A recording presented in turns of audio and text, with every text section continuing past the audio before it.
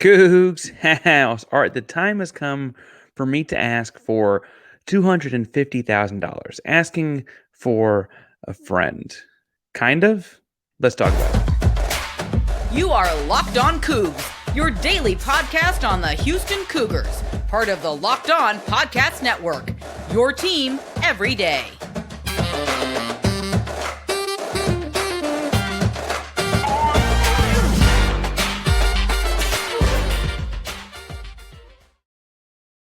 The Locked On Coogs, the daily podcast about your Houston Cougars. I'm your host, Houston-born teacher and coach Parker Ainsworth, here to break down all things Cougs. If you're a U of H fan or just a hater who came to step by, please be sure to subscribe down below. That way you can get the latest on the Cougs in your newsfeed each and every day. We appreciate you making Locked On Cougs your first listen of the day. Welcome back to the YouTube channel. So you found us. It's so good to see you again. Lots of stuff to get into today, but make sure you subscribe to help us get to that next 250 mark. I believe that's 1750 still at the time of this recording. Don't want to give away every 250. The next one is 1750. Like, subscribe, comment, let us know you're in the contest. If, after talking about all kinds of a rigmarole of things, you're like, hey, where's the basketball talk? Or have some other type of question you're asking yourself, or just don't know what to say, I guess I should say, tell us in the comments down below what you do, the first thing you'd buy if you won the lottery. Because today we're going to talk some about cash money. Now, we got a couple of different things to talk about today. It's a little bit of a hodgepodge of a football episode. A lot of stuff going on this week, right? We got Houston Cougar football this weekend. Oklahoma State is trying to beat bowl eligible. Got a kind of an uphill battle to do it, but Oklahoma State's the first step in that uphill this weekend. You've got Houston Cougar men's basketball is doing big time things. Obviously, going to the Charleston Classic this weekend. Women's basketball, there's not enough time to give the women's team more credit. Maybe we can talk about them at a later date. If y'all comment down below if you want to talk about the wins. I mean, their average margin victory is 39.5 points. They play Grambling on Sunday. They'll have a pretty friendly schedule until they play Washington State on December 17th. I mean, maybe at some point we got to start talking about them more. Good stuff coming out of that program. The volleyball team's obviously very strong. All kinds of things going on Houston's campus.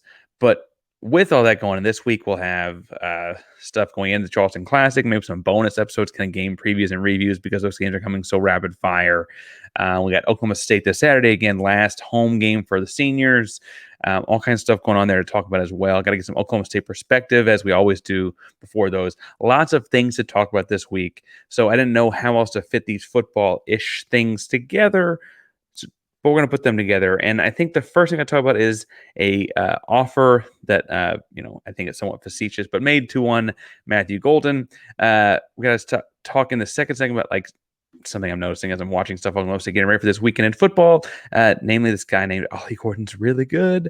And the final segment I have to say is an interesting observation I had in looking at things about the Houston Cougar football program. But first, let's talk about this Matthew Golden offer. The $250,000 I opened with asking you for is basically a plea to keep one Matthew. I say that because on Tuesday's radio show, he does a radio show every Tuesday from, not Matthew Golden, Dana Holgorsen does a radio show every Tuesday from Little Woodrow's. And he made the comment, I want to pull the exact quote up, that Matthew Golden has been offered six figures and $250,000. These numbers are bonkers. I don't know if they're true or not, but he's been getting offered a lot of money to go play for SEC schools.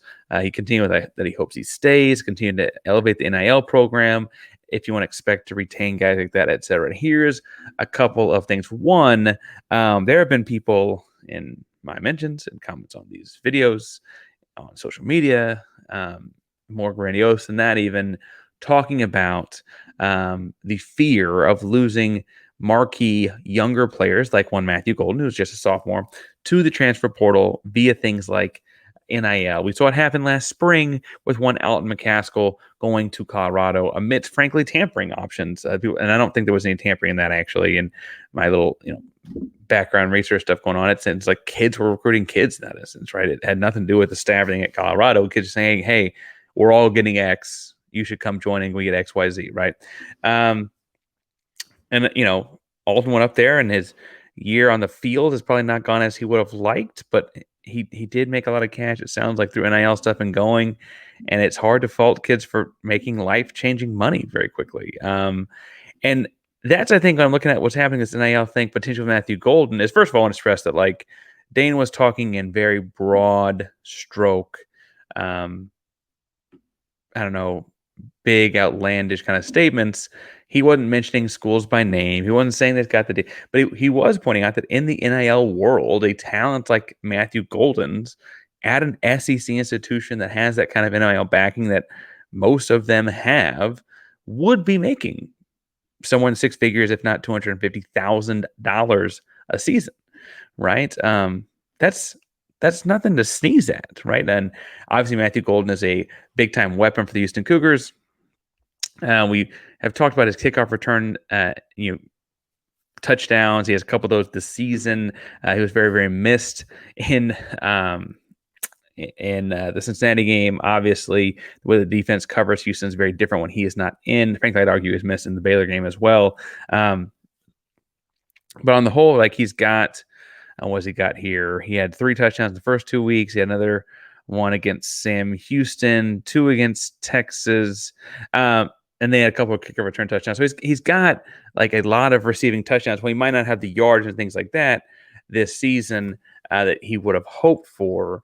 Obviously, coverage is shifting to him like they did Tank a year ago and trying to take him out of the offense. Anyway, I'm getting a long way around this. If Matthew Golden is potentially going to make $250,000 playing football elsewhere, I think it'll be hard for Houston to retain him. I don't know that's a big indictment on the program, except that it is a visible, tangible element in which Houston is behind these other big blue blood programs. That's not NIL money is not there, and people want to point the finger at Holgorsen. People want to point the finger at the program, at the lack of success, etc. And there's, you can point the finger wherever you want to point your finger. It's your finger. But I will say, NIL doesn't come from coaches, right? Coaches can help organize or within the rules, not within the rules. You see at different programs, different levels of it, I guess, that coaches have an idea or don't have an idea about what's happening on all that. But NIL money is a completely different wild beast, and it's a wild, wild west still. 6 figures is a lot of money to play college football. It's a lot of money. Now, I should point out it's not coming from the school technically. It's not pay for play theoretically.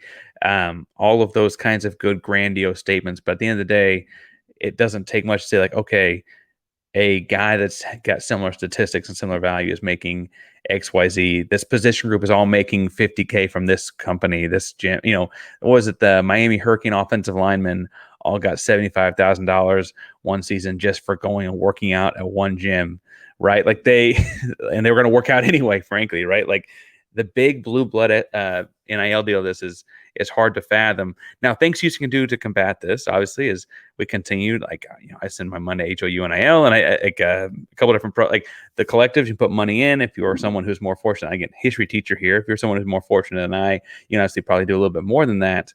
The other thing I'll say is, like, admittedly, it's just got to become a bigger developed program at Houston. Now, is Matthew Golden gone? No. Is this a hypothetical offer? It sounds like it at this point. Is it a scary moment for the Houston football program that you could theoretically lose guys like Golden or others to this NIL deal? I kind of think so. And I think so for a number of different reasons. Honestly, the truth is that, as we said throughout the year this year, we've got really talented kids on this roster. And while the combined effect of all the factors has not necessarily led to the season we want yet, I say yet because we do have 2 more games to go, and bowl season would be nice. It is really, really damning, I'll say, to say the least, to say that this is kind of being talked about on a Tuesday radio show with one Dana. Now, I think one of the things you can love and hate about Dana is he's super honest and open. And so he's having an honest conversation in this moment. But this is joining the big leagues and having good athletes. Just getting them on campus from high school on signing day is not enough anymore, right? Dana pointed out that a lot of the NIL money that they do have, and Houston does not have as much as others, and I'm going to go a little long in this segment, but a lot of NIL money they do have is just spent on retaining the kids they've got, right? They don't have the kind of NIL package you throw at a senior in high school, you lay out as a booster to a senior in high school, same kind of way other programs do. Now, I don't have the ins and outs to every single offer every single kid makes or gets or has at Houston, but I do think it's interesting to point out that that is an uphill battle Houston's fighting that we don't even think about in the field, because once the kids get out there between the white lines, it's not really the same thing. I don't want to say too much more on this topic unless it ends up actually happening. And I understand that there's a bunch of different opinions out there about NIL and the wild, wild west of it all. I will say that much like you and I and a bunch of different people listening to this will have a bunch of different opinions about NIL. Every kid will have the same. Every kid playing for Houston will have the same. And it's hard to judge a kid from the perspective they take when looking at that kind of cash. I hope that Matthew Golden stays. I hope that he gets the money he wants here at Houston. I hope that he has a successful career at Houston and then playing on Sundays afterwards. Now, he's a very key player to this team. Before we talk about a key player we're going to see this weekend from Oklahoma State, let's talk about your key player. That's your ride or die. That is your whatever car you're driving right now. And if you want to keep that in tip-top shape, passion, drive, and patience are what bring home the winning trophy for our Houston Cougars and for your ride or die. eBay Motors has everything you need to maintain your vehicle and level it up to peak performance, from superchargers, roof racks, exhaust kits, LED headlights, and more. Whether you're into speed, power, or style, eBay Motors has got you covered. Over 122 million parts for your number one ride or die. You'll always find exactly what you're looking for, and with eBay Guaranteed Fit, your part is guaranteed to fit your ride every time or your money back, because with eBay Motors, you're burning rubber and not cash. With all the parts you need and the prices you want, it's easy to turn your car into the MVP and bring home that win. Keep your ride or die alive at ebaymotors.com. Eligible items only. Exclusive by eBay Guaranteed Fit is only available to U.S. customers. All right, I did mention that in doing stuff to get ready to watch Oklahoma State and be prepared to talk about Oklahoma State this weekend, I get my mind wrapped around what the Cowboys look like. They're an interesting football program, to say the least. Ollie Gordon is the name to know in watching this football team. And what I cannot figure out for the life of me is, frankly, why we're not hearing more about this guy in like a Heisman type of conversation. Now, Oklahoma State has had an interesting season. They're currently 7-3. They won the Bedlam game with Oklahoma, which is a big deal because they lost that game like 90 times or something ridiculous like that. I know I did, so I shouldn't say think, but I know other people did too. Enjoyed clowning on Oklahoma State earlier this season when they lost to one South Alabama in mid-September. South Alabama, if it rings a bell, is because they're coached by one Major Applewhite. I know I had a good laugh at that. I think several other people that listened did as well. They would go on to lose to Iowa State the next week in Ames, Iowa. Now, it's hard to play in Ames, Iowa. That's a little bit different kind of loss. Lost by a single score there. But they got blitzed by South Alabama, 33-7. It felt like the kind of I don't know, big demerit like you're handing to your kid who got in trouble in the hallway for chewing gum or spilling the floor or something silly. And then after that second loss in a row to Iowa State, they railed off a handful of impressive wins. They beat one Kansas State by 8. They beat Kansas by a touchdown. They beat West Virginia in West Virginia by 14 points. They beat Cincinnati in a drumming that was 45-13. And then they beat Oklahoma in what might be the final Bedlam matchup. Again, after they lost that rivalry game over 90 times, they came back and won big time, 27-24 in Stillwater. The hangover was real. They lost to UCF last week. Central Florida took them down 45-3. 45-3 to Central Florida. Now, I say that to say that they've had a roller coaster of a season, and it's hard to get a beat on what is going to happen and what Oklahoma State you're going to get. Now, I've been watching some of those games they've lost, like South Alabama and Central Florida. I'm like, what can Houston do to replicate that? I've also looked at games they've won, like Kansas and Oklahoma. I'm like, okay, what do they do when they're doing things well? The one consistent thing is, with the exception of the South Alabama game, is that you're going to get one Ollie Gordon in heavy heavy doses. Now, he is 6'1", 211, so he's not particularly heavy himself, but he runs behind his pads and runs very, very strong. I was particularly impressed, frankly. He's got 1,250 yards and 12 touchdowns through 11 games. He has 34 rushes of over 10 yards. He's averaging 4.06 yards after contact. He's averaging 6.7 yards per carry. I think it's interesting in watching his film because I think of him and looking at the way he runs as this guy who runs really well between the guards, right? He's a really great downhill runner. But what becomes very apparent in his statistics and very apparent in studying his film with like a second level of depth, figure out how to stop Oklahoma State, not just like observe his highlights, is that teams also think that and condense their defenses to try and prevent things up the gut. And then he takes things on the outside and has a ton of speed. I don't have a 40 time on him. I couldn't find anything that appeared accurate or anything since high school on his 40 time. But I will say that it was interesting that his most yardage comes around the left end and off of the right tackle. For a guy that looks like and runs like a great between the guards type runner, that was interesting. But in turning on the game film, it becomes very, very clear that teams will stack at the box, get a couple defensive tackles and a linebacker there in the middle, and collapse everything, cause a big giant pile up in the middle of the football field, and he goes off the outside.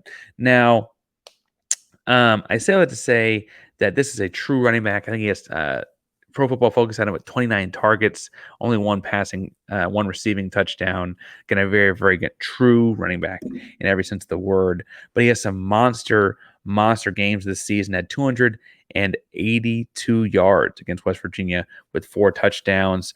He broke 270 against Cincinnati. Even in like the Iowa State loss, he had 120.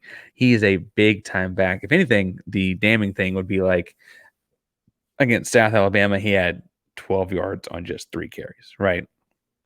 Against Central Florida, he had 25 yards on 12 carries. It becomes very apparent that when you take him out of the game plan, the triumvirate of quarterbacks they're playing there at Oklahoma State, and yes, I said triumvirate because they are playing 3 different quarterbacks, sometimes within the same game over in Stillwater. If you can shut down what Ollie Gordon is doing, you've got a chance. And that's frankly how South Alabama and Iowa State and Central Florida had their chance. And frankly, it's how Oklahoma and Cincinnati and Kansas State and frankly Arizona State did not have their chance, right? Against like Oklahoma's stout defense. I say stout defense, which you would presume to be a stout defense because they're a legacy program. He had 138 yards and 2 touchdowns. He averaged over 4 yards a carry in that game. Against West Virginia, who we saw, frankly, take Houston out of their running game and get into more of a passing game, he had almost 10 yards a carry, right? So as a whole, it's going to be important, obviously, to find the running back. Now, I know that's not rocket science. Find the running back, Parker. Yeah, I get it. I will say, though, that it's very, very, like, his stat lines dictate their wins in a way that's very, very painfully obvious. And they're not some juggernaut, mid-90s Nebraska running attack that can't be beaten. And so I think it's worth pointing out that there is a way to shut down this run, and we've seen Houston do that. So as you can tell, I talk myself into winning the game by every Friday. One of the things with that will be like Houston has seen like West Virginia's strong running game and shut that down and made them do other things, right? Can they replicate that in Oklahoma State or against Oklahoma State and Houston?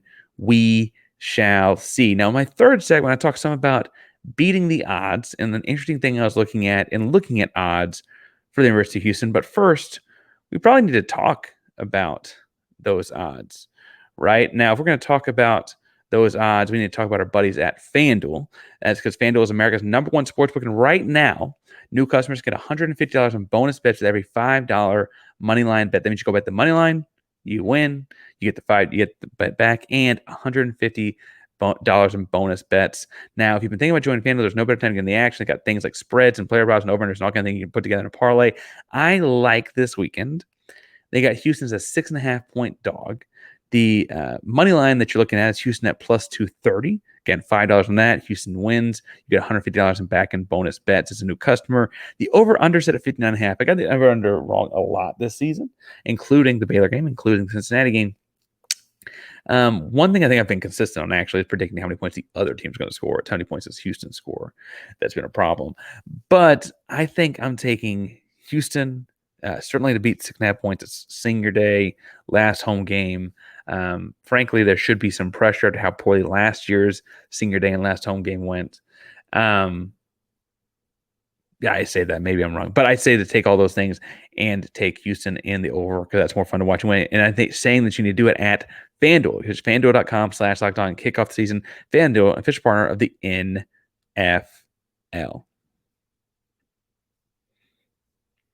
All right, so Houston, as we mentioned in the spot for FanDuel, is a 6.5 point dog. That means that they're anticipating that for Houston will need a full 7 points more than they scored to win the football game, right? So if Houston keeps it closer than that, that's the winning bet, right? I say to say that not everyone, especially with Texas not being an official gambling state, although you can get, I guess you can go to several border states around us or go out in the water on one of Tillman's boats and those kinds of things and get some gambling going legally, right? If you're out there on the big charters and cruises and those kinds of things. But interestingly, Houston as a 6.5 point dog means that you would think that like expectation is they lose a 1-score game, right? And it's an interesting way to look at it, but these betting lines kind of serve as expectations for the Houston Cougars over the course of the season. And I was like, okay, I know I've been disappointed. I thought Houston had a 6-win season kind of locked up. I point out if they just beaten Rice like they should have, they'd be at 5 right now. I digress. Anyway, and I was like, well, okay, maybe that's my expectations, relatively like a more national expectation, like these betting lines.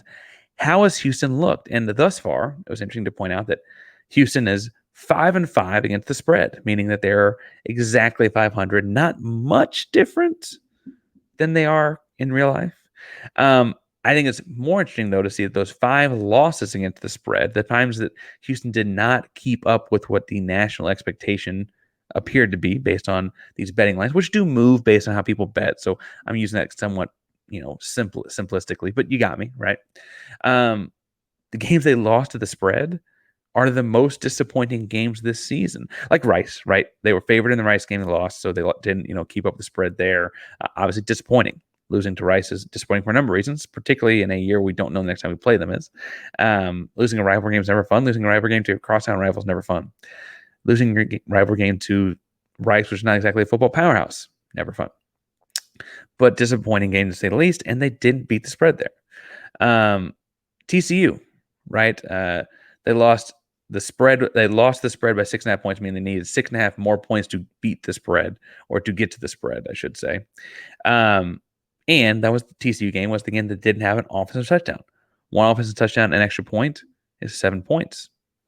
That's at 6.5 points. We're short of the spread there, right? Second half, they fell apart against Texas Tech. Opened up strong in the first half. Couldn't get anything going on offense the second half. And they lost to the spread by 8.5 points in that blowout loss, right? So again, the offense just somewhat stayed consistent in the second half, and even if it didn't necessarily pull off a win, but like kept us going and kept us in it, they would have scored at least a touchdown and a field goal, right? And that would have been that 8.5 points that would have kept them to the spread. So again, you see where I'm going here. The Texas game, they beat the spread, right? And now do we feel like we got shortchanged in that game for the refs? Absolutely. We can talk about it ad nauseum in the offseason, but Houston beats the spread. It feels like, we lost. We played pretty darn well against the cross-state rival. Kansas State, however, right? They get 41-0 the wrong way and lost their spread by 17.5 points. Now, if Houston just scored a few touchdowns, I'm not saying losing to Kansas State, a very good football team and program, the defending Big 12 champs, that wouldn't have been the end of the world, but getting beat 41-0 was embarrassing, right? And so that's 17.5 points. If Houston had scored 17 points, 18 points, let's say it's 20, right? Because you get 2 field goals, you beat the spread there at that point, right? So then, wait a second, Houston, 41-20 is like, okay, they're a normal Big 12 team. Kansas State does that to Big 12 teams all the time. It wouldn't have been as disappointing. I say to say that, and looking at, okay, how did Houston do against national expectations and using FanDuel's odds along the way to kind of tell me in a more neutral perspective what the country thinking about this matchup. It's interesting that the times that Houston has not kept up with the spread are the times that we've all been the most disappointed. I think it's also telling us been half the season thus far. And so for those that feel disappointed how this team's going, I think it's fair. I think it's valid. I think it's very much what you would expect in looking at how the season has unfortunately gone. Now, there are 2 more games left. I don't mean to say that the season is over by any stretch. And frankly, if you win those 2 games, you get a third, right? There's no reason Oklahoma State is lost this weekend. There's just not. That team loses that game all the time. Oklahoma State has lost worst games this season. Big 12 is a weird conference where teams lose to teams they shouldn't. Frankly, if Houston's a dog, so I'm going to say they shouldn't. And frankly, we also know that Houston has underperformed at times this year that make them said dog, right? And so I'm not writing off the end of the season, but I am saying as the season is concluding in the next 2 or 3 games, you're seeing more and more validation maybe in this idea that's been a disappointing year. I know the season's win total over under was set at 4.5 by FanDuel early on in the summer. I frankly kind of thought that was an easy over. And frankly, had they just beaten Rice, they'd already be over. I digress. I say I digress. I'm never going to let that go. But FanDuel's the place to get it done. FanDuel Sportsbook, #1 Sportsbook America. And it helps me if I'm coping, if I'm dealing, if I'm figuring out my feelings about disappointment this season. It shows me kind of that I should be. What does that mean? Does that bring more questions? Do those questions make you feel better or worse? Tell me in the comments down below. Now we have a lot of stuff this week, as mentioned at the top. Again, women's basketball is on a roll. Maybe we get to them at some point. But Houston men's basketball has 3 games in 3 days coming up very, very quickly. Last home game for the football program. All kinds of stuff. The volleyball team's good too. All kinds of stuff to talk about with Houston Cougars. So make sure you subscribe to get all of it this week. We're going to do a Oklahoma State kind of behind the curtains look with an Oklahoma State person as well. I'll do some keys to the game later this week. We got to talk about Towson and then potentially Wake Forest or Utah. And then who knows the whole matrix of the teams we can play on Saturday at the end of this Charleston Classic tournament. So make sure you subscribe. Hit the bell so you know for live for Cougars After Dark Saturday night to wrap all those kinds of things up. And we'll be talking about all of the different things happening with Cougs this weekend. If you're looking for another list to keep with all things today, I'm going to recommend Locked On Sports Today to cover the latest topics. I've got Kentucky and Kansas duking out in the second half. It's currently a 2-point Kentucky lead on the screen next to me. The Rockets are hot. All kinds of things going on across the age. So make sure you hit subscribe to Locked On Sports Today to keep up with all of it. Thank you all so much for tuning in to Locked On Coogs. Making it your first listen today. Locked On Coogs is a proud member of the Locked On Podcast Network. That means your team, our Cougs, every day. Go Cougs.